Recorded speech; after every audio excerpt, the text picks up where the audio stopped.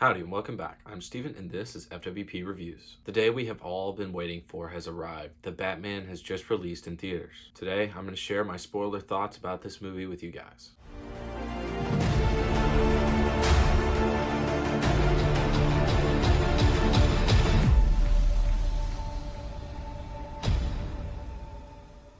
I've got a lot of thoughts that I want to share, so by nature this will end up being a spoiler review, so if you haven't seen it already, go ahead and just watch the movie. It's incredible. Let's dive into my thoughts.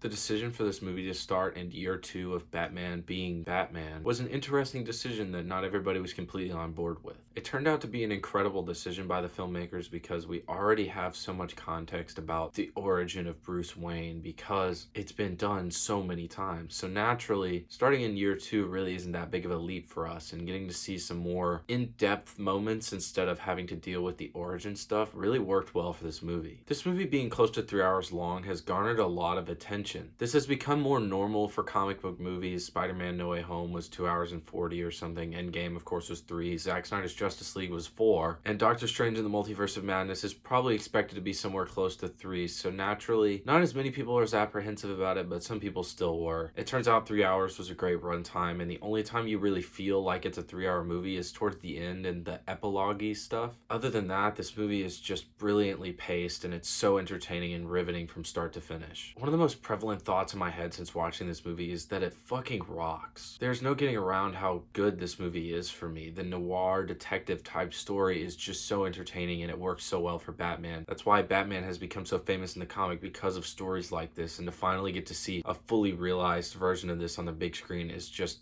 awesome. The duo between Jeffrey Wright and Robert Pattinson's two characters is just brilliant. They're the ultimate dynamic duo of detectives. It adds a lot of weight and fits really well into this story. The detective work and the constant division as well as tension between the GCPD as well as the Gotham officials and Batman is just so intriguing. Thematically, this movie is incredibly strong. It leans a lot on the idea of corrupt government will corrupt. I mean, that's something that is, as long as I can remember, has been pretty much synonymous with Batman, but this movie does take it a bit further and does make it something its own in this movie. The visuals in this movie are absolutely breathtaking. Gotham actually is one of the most interesting parts of this. It feels like a living, breathing part of the movie. It's great to see Gotham be Gotham and not just a city that's called Gotham, but we've already know what it is in real life. Matt Reeves has said that he intentionally tried to make Gotham feel like a character of the movie, and it really does work that way in this movie. Other parts of the visuals that were beautiful in this movie are the lighting. The lighting throughout is creative and unique. There's always a new and innovative way for them to use certain parts of fights or action to light up the scene instead of just using a traditional type of lighting, because naturally Gotham is a very nighttime setting. There's so much to enjoy in this movie. It's naturally a pretty dark movie. It sort of leans into the more gritty and downtrodden parts of this story, but it also has a little bit of humor to it. I think that there's no overt humor, but a lot of subtle humor, and the way that works in and adds to the movie even more is quite impressive. The downtrodden parts of the movie do give us a chance to build towards the end, which the end is extremely hopeful as a whole, and I'm surprised so many people have been taking issue with how dark the movie can be because of that. The performances are great all around. I've already mentioned Robert Pattinson and Jeffrey Wright's performance, but Zoe Kravitz does a really good job as well. Paul Dano is chilling. He gets really one big scene to himself, but every other time he's on screen, he's also menacing as hell. In smaller roles, we got to see Colin Farrell, Andy Serkis, and John Turturro do excellent work just on their own, even though they had relatively small roles. The real star of the show, though, is Robert Pattinson. I've already mentioned his dynamic between Jeffrey Wright's Jim Gordon, but he also has a really good dynamic with Zoe Kravitz's Catwoman. Robert Pattinson on his own, though, brings such an intriguing and different take to Batman, unlike any that we've ever seen. It's great to see Robert Pattinson really lean into this role and give it something different, but also brilliant. It's great to see most of the movie he was Batman. We didn't get to see a lot of him as Bruce, and that's because he has sort of just adopting this persona, and it gives him a lot of room to grow in the coming sequels. Part of what we can expect in the sequels is to see him grow and become a more polished Batman potentially, but right now this rugged look seamlessly fits into this story. It obviously takes some inspiration from Fincher and people like that that are excellent filmmakers, and that inspiration really shines through in this movie. Into the sequels, we can expect him to be more well-rounded and more capable, but in this movie we get to see a lot of mistakes. He makes mistakes. He isn't sure of himself sometimes when it comes to his detective work, and we also see that scene where he literally just wipes out on the fucking parachute. That scene was incredible, so tense, and you're just absolutely riveted by it. And then boom, he makes a mistake because he's new at this. So obviously nobody could just pick this up and do it. That would be preposterous to propose. So seeing that really gives it so much more depth. It's such a simple thing for a movie to do, but it works so well. It's so impressive that he gets to make a mistake. At the moment, it sort of feels like, oh, like jarring, and it pulls you out of the cinematic moment, but that's a part of the impressiveness of the attention to detail in this movie. The score that undertones this movie is as much a living, breathing part of it as anything else. Michael Giacchino is on a tear lately, and this is another excellent score by him. There's some great brassy elements, but there's also a little bit of jazzy undertones. You got a lot of hi-hat and a lot of drums, and it sort of just feels like there's always music going, but that works really well for the noir detective stuff that we're watching. Another guy in an absolute tear is Greg Fraser for the cinematography. Greg Fraser has done work on The Mandalorian, Rogue One, Dune, and now he's picked up this and done an excellent job with Batman. Greg Fraser is definitely one of the best up-and-coming cinematography talents, and I think that he's got a very, very bright future ahead of him. Paul Dano's performance as the Riddler is good. I've already touched on that a little bit, but the writing of the character and making him not the goofy thing from the comics, which, you know, has its merits, but this fits so well into this story, and it's just so cool to see. This movie has also faced a lot of comparisons to The Dark Knight. Naturally, many people think that The Dark Knight is the best Batman movie ever made, so naturally people that really like this movie are like,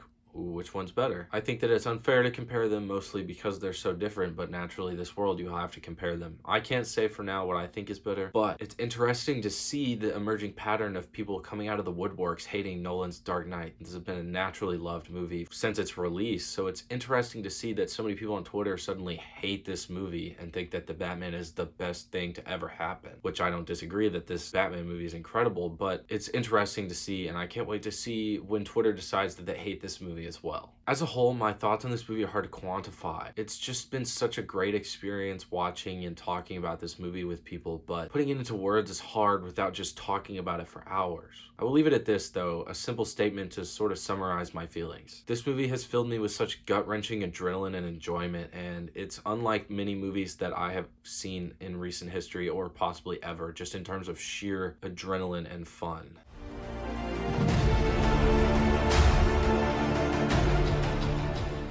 I didn't think we'd have much of a looking forward section in this review, but it turns out that we might. There's 3 different spin-offs in the work, as well as inevitably Batman 2, in this sort of new DC universe, which feels like it's going to be mostly focused on just Batman, which is great because Matt Reeves is incredible and it seems he's heading up most of the projects, so letting him flagship that is fine. DC is an absolute mess and a half, and this movie didn't provide any answers, which I didn't really expect it to because naturally it's not a DCEU movie. We already knew that going in, so hopefully it marks a more filmmaker-focused future, which is what they've said, the execs have said. Take that with a grain of salt because that's what they said about Zack Snyder, and as soon as things even looked remotely wrong, they were like, let's fire him. That's a topic for another day, probably when the Flash movie comes out, because that's when we might start getting some answers. But we do have a lot to look forward in this new Batman universe. Of course, there's so many possibilities with so many different stories in the comics, but we already know of a few upcoming spin-off TV shows that are coming. That, of course, we're seeing Colin Farrell's Penguin series, as well as this Arkham GCPD thing that's going to happen, which is